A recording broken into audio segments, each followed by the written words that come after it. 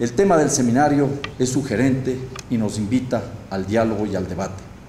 Transformación de las empresas petroleras particularmente en América Latina. Recordemos que nuestra región, desde hace varias décadas, dos décadas en algunos casos, 3 en otros, se ha dado paso a un proceso con diversos grados de intensidad, de apertura comercial y de liberalización de las fuerzas del mercado. Se nos ha dicho con frecuencia que los estados deben abandonar el espacio para que sea este ocupado por las empresas privadas, sobre todo en la actividad económica y particularmente en este caso en la actividad petrolera. Como parte de estos esquemas ha surgido la ideología del ajuste estructural que busca que nuestras economías se inserten cada vez más en un mercado con tendencias globalizantes frente al cual no habría alternativas. Los resultados, luego de tantos años de aplicación de estas políticas, son claramente medibles e incluso claramente identificables y sujetos a comentarios y a debate en el ámbito petrolero. Voy a referirme sobre todo al caso ecuatoriano.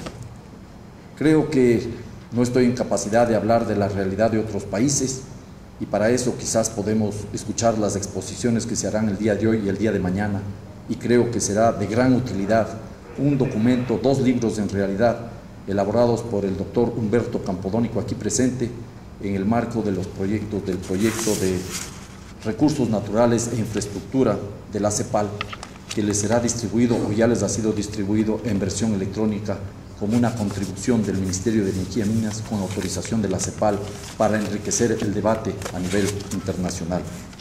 Este trabajo de la CEPAL ubica al Ecuador entre los países, entre las empresas, concretamente a Petroecuador, que están en lo que se constituye en una gestión mixta, a medio camino entre ser una empresa estatal caminando hacia una mayor participación de la actividad privada internacional.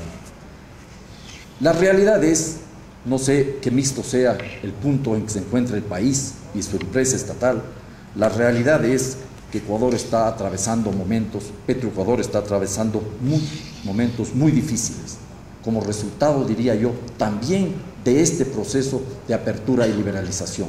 Lo que se buscaba, al parecer, se está logrando y por lo pronto Petroecuador no mejora, sino que empeora.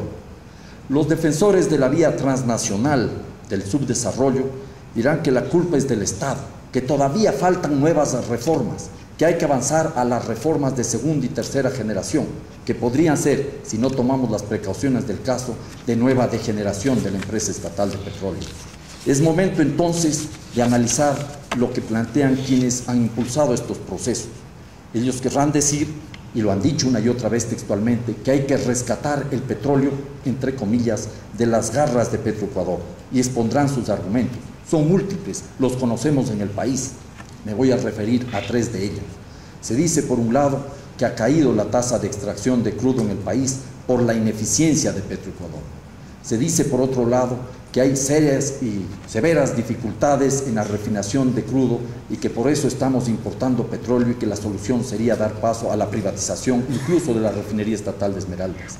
Hay quienes incluso aducen los problemas a la descapitalización sistemática de la empresa estatal de petróleo.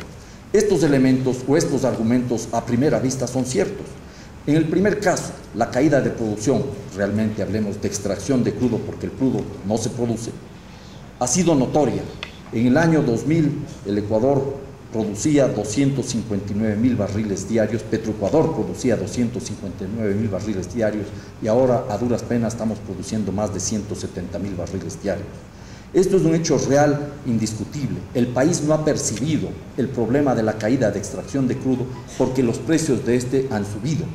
Pero, por otro lado, dicen ellos, miren, en contraparte, ha subido la producción proveniente de las inversiones extranjeras directas, de muchas empresas extranjeras, algo que revierte luego de la caducidad del contrato con la compañía occidental que no cumplió con las leyes del Estado, digámoslo al margen.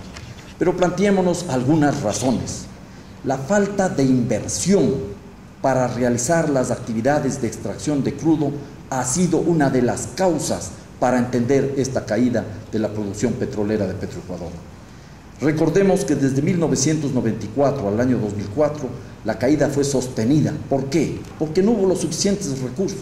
Para tareas de extracción de crudo, de exploración y extracción de crudo, Petroecuador recibió apenas unos 650 millones de dólares cuando debía haber recibido 1.400 millones de dólares adicionales. Y esta caída de la tasa de extracción de crudo, porque no se le dio los recursos suficientes para la inversión, ocasionó pérdidas netas al país estimadas en por lo menos 4.000 millones de dólares. Digámoslo también con realidad, ha caído la extracción de crudo de Petroecuador porque se entregó a algunas empresas privadas extranjeras campos que eran de Petroecuador y que podían haber sido suficientemente desarrollados por la empresa estatal. Digámoslo también que para lograr estos beneficios en favor de las empresas extranjeras se incrementaron los márgenes de participación en la renta petrolera para las empresas extranjeras. Yo sé en qué auditorio estoy hablando y sé por qué estoy planteando esto aquí.